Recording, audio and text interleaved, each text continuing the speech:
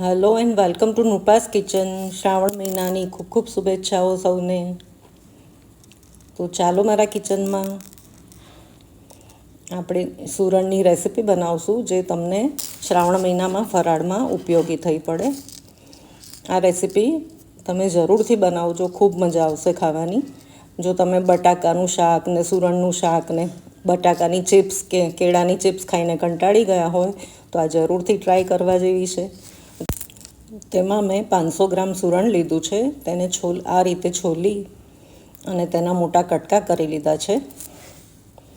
કટકા કરીને તેને આપણે પાણીમાં થોડી વાર પલાળી રાખીશું. અહીં એક અગત્યની ટીપ આપું છું. તમે સુરણ સમારો ત્યારે હાથમાં તેલ કે મીઠું લગાવી અને પછી જ સમારજો, કારણ કે ઘણીવાર સુરણ સમારવાથી ખંજવાળ આવતી હોય છે હાથમાં, તો તે નહીં આવે. જો આપણે આ રીતે મોટા મોટા પીસીસ કરી લીધા છે આપણે સુરણના, અને તેને મેં પાણીમાં આ રીતે પલાળી રાખ્યા છે.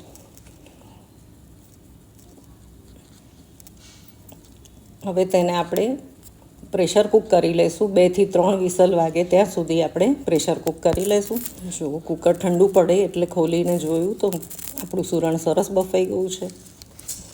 હવે આ સુરણ થોડું ઠંડુ પડે, સહન થાય એવું સાધારણ ઠંડુ પડે એટલે આ રીતે આપણે તેને હાથથી હળવેથી એક પીસીસને આ રીતે દબાવી લઈશું. બહુ ભાર નહીં આપવાનો, નહીંતર ભૂકો પણ થઈ જશે, કારણ કે બફાઈ ગયું છે. તો ધીમે ધીમે આ રીતે આસ્તે રહીને આપણે દરેક ચિપ્સ આ રીતે દરેક પીસીસ આપણે આ રીતે પ્રેસ કરી લઈશું. જો આપણા સુરણના પીસીસ તૈયાર થઈ ગયા છે. તો હવે મેં ગેસ પર મીડિયમથી હાઈ ફ્લેમ પર તેલ ગરમ થવા મૂકી દીધું છે.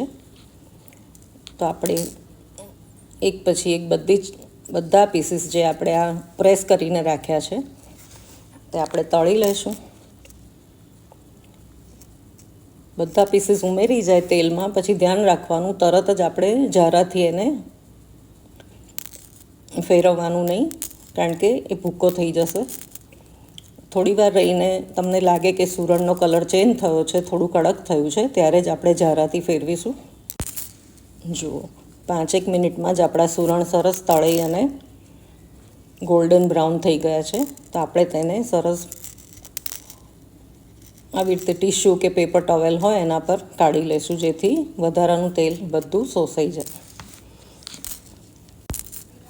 આ જ રીતે આપણે બાકીનું સુરણ પણ તળી લઈશું.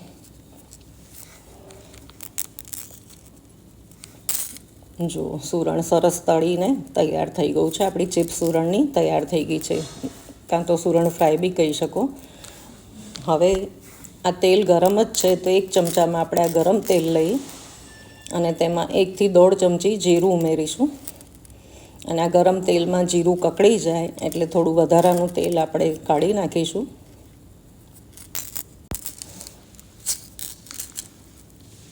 અને આ જીરાનો વઘાર છે તે આપણે સુરણ ફ્રાય કે સુરણની ચિપ્સ જે આપણે તૈયાર કરી છે તેના પર રેડી દઈશું. આ કકળેલા જીરુંનો સ્વાદ ખૂબ સરસ આવતો હોય છે. તો આ સ્ટેપ તમે જરૂરથી કરજો, ખાવાની ખૂબ મજા આવશે. જ્યારે સુરણ ખાશો ને જીરું ચાવવામાં આવશે ને તો ખૂબ મજા આવશે. જીરુંનો વઘાર થઈ જાય એટલે ચપટી આપણે સંચળ ભભરાવીશું. સાથે મેં મીઠું બી ભભરાવ્યું છે. મીઠાનો ઉપયોગ સાચવીને કરવાનો, કારણ કે આપણે સંચર બી એડ કર્યું છે.